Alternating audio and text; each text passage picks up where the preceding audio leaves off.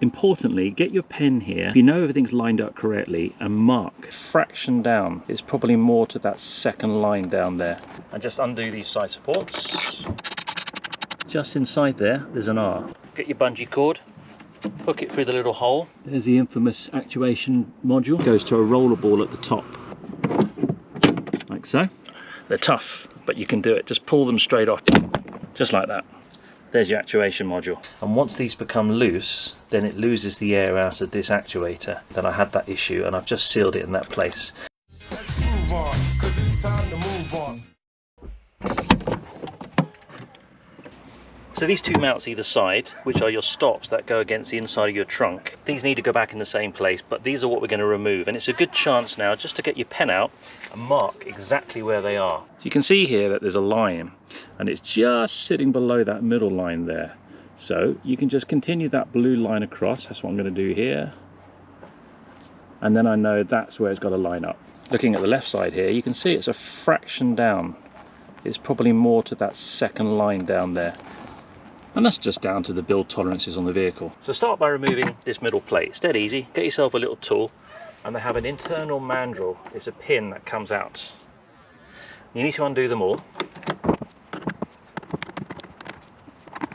Once you've got all these removed, there's an inner section that's going to pop out, and you don't want to lose those. So carefully just sort of catch them as they come out. There you go.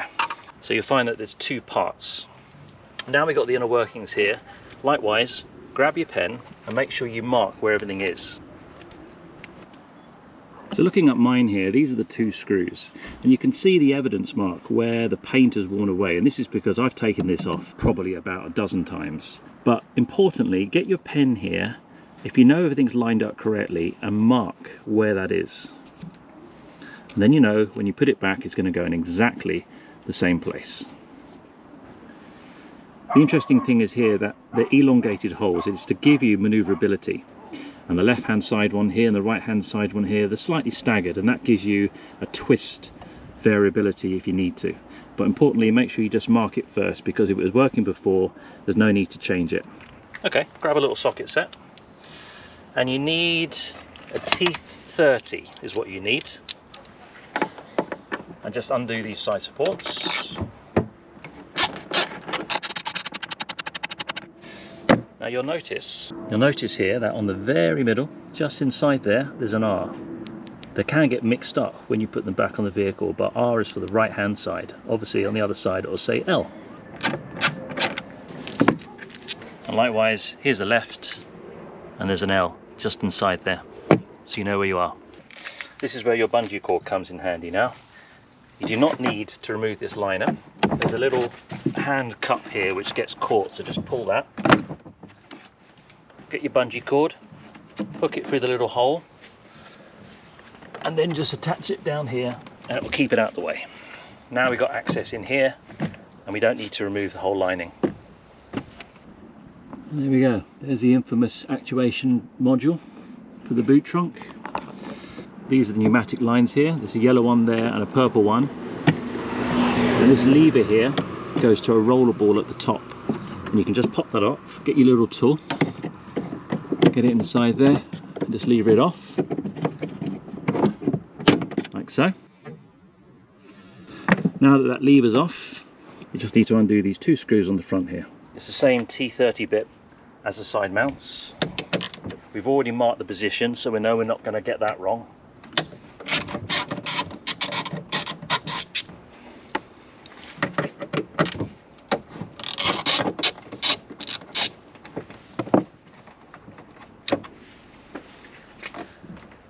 The module then pushes in, and there she is in all her glory. Dead easy, you can do the job in 5 minutes. We've got the link arm which is disconnected. To remove this completely from the vehicle, you just pull these plugs here. There's one, there's another one on the other side, and then you can pull off the actuation hoses. When you do this, make sure you haven't got the keys in the car, otherwise you'll probably get a fault. Be careful with these plugs here. You want to just pull them perpendicular off, straight off, without too much force. Like that. Here's the other one. They're tough, but you can do it. Just pull them straight off. Don't put too much twist on them. There. There's your actuation module. Now you can get on the bench, have a look for any of the holes, seal them up. So look below the link for my other video. It's a really good masterclass in all the different areas. There's about 8 to 10 different areas where they can crack. If you look closely, there's like little ball bearings inside, and they can leak there. They can also split on the tubing as well, and there's ones that are hidden inside. Now the number one place I found, as you can see on the other one, is the top here, this little tube, and it leaks at the back here or splits on top. There's actually a seam on this. You have to look very closely. You get yourself a decent torch. Now I've just sealed this up with a piece of rubber and some decent araldite or epoxy that sets hard. Anything would do, but so long as it's good quality. So number one area here. The second place is at the end, but here, this one here, there's a little ball bearing at the end, and if I show you on this one, which didn't have a problem, you can see it just there. But moving down on the bottom here, now it's hard to see, but just there at the end of my little tip there, there's another ball bearing. In this corner I've found that there's sometimes an issue with it leaking there, and just underneath, if I swap over to this one, there is this little hole here. I have to actually leave that hole open. It's a vent hole, but I had a slight leak just below it, and I had to seal it there. Moving down to the bottom here, I had a leak. Before you put the sealant on, that's what it looks like. There's another ball bearing just inside there, so again, seal that one up. Inside here, there's one in there. Over is that there's another ball bearing, and that's really hard to get to, but you'd miss it if you weren't really looking closely. So pull back this lever, there you go, just here, just on the end there was a little split, so you've got to try and get in there. I would use something like maybe this tool or something where you can get the epoxy and put it on there, because you're not going to be able to get your finger in it. This little round device also is very typical for leaks, and I've seen it where you can see, actually, if you just look closely, it's starting to split on that one, and it's starting to split there too. And once these become loose, then it loses the air out of this actuator. So I've seen people seal them up all the way around, make sure that that's tested too. Looking at this one here, you can see that I had that issue, and I've just sealed it in that place. I wouldn't necessarily recommend taking it off, because you probably end up snapping more plastic as you do, but seal up the areas where you're having issues and where you can see leaks. And you can use things like leak detection spray. Something like this is quite good. It just provides a little soapy solution, so that if I was trying to test this area, for example, it froths up, and then of course as any air was coming out, then you'll see little bubbles. Fitment, dead easy. It's in reverse, but just to prove a point, let's do it. So push the yellow plug on first, just a nice little firm click. Make sure that you don't push it to the side. It's quite firm, so just go easy like that. That's it clicked on. Then you can put the power supplies back on. There's a click there, and there's one on this side. Don't forget your boot actuation lever. That fits in that orientation, like so. And I like to click that in first now, because I can get my hand in there. So it can be a little bit trickier to put the ball joint back on again. So you can use a pair of pliers just to sort of lever it on, like so. When you first undo it, there'll be a cable tie, so you can just unsnip that there. Right, pop the two T30 screws back on the front. Remember that we've marked it, so we know exactly where it's going. They're the shorter ones. The longer ones are for the outside supports. This is where you adjust if you've got any issues at all with the boot not aligning when you put the lock down. This is where you get this maneuverability from. You've got a twist action and you can move it up and down, but we know that it's working before, so there's no point changing it. Just leave it as it is.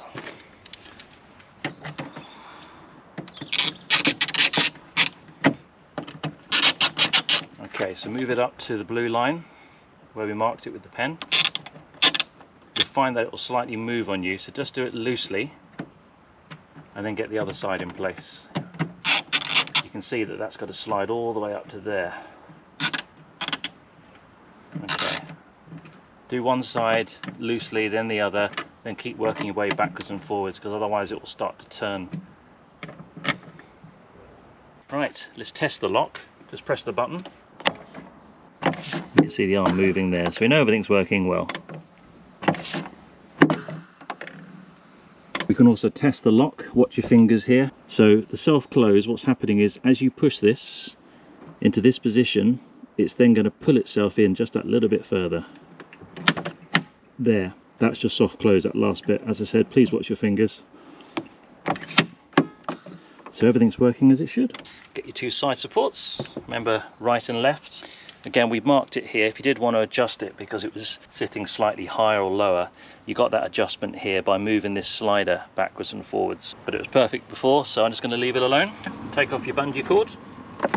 Push this liner back in place, like so. There's two clips here. Get those in.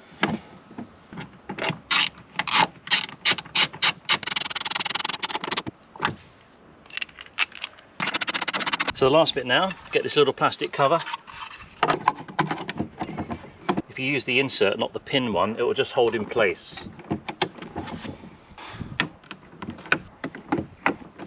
And then pop in the little pin to secure it. So remember earlier I was saying it's really easy to lose the internal bits? Guess what? I've lost one. I've only got the pin. But you can buy them really cheaply. There's a link below. You can get all sorts of car clips. And that's it.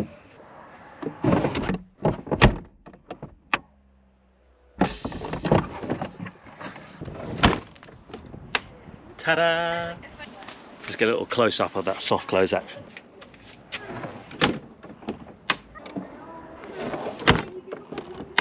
Now there's a fuse that you can pull and put back in. It will reset the boot trunk actuator. It's on the right-hand side rear.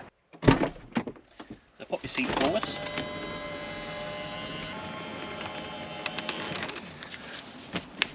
Obviously for me, it's my driver's side, but it's the rear right of your Mercedes SL R230. Take out all your junk. Take up the little flap that's inside. I always keep spare fuses, just in case. The one with the tie wrap on it, that's the little bad boy you need to reset the trunk actuator. And it's the third one for me along. Now there's obviously one missing, you may have one populated there. But if you pull the fuse, and if you listen quietly, you should hear the pump reset. I really do hope this video helps you in some way. I'm only a one-man small YouTuber, but I do it because I love to help people, save you time and effort and money. So I appreciate it if you took the time to subscribe. Thank you. Give it a few seconds. Pop the fuse back in again, and you'll hear the pump. What I'm going to do is I'm going to put the camera now in the boot and you can hear.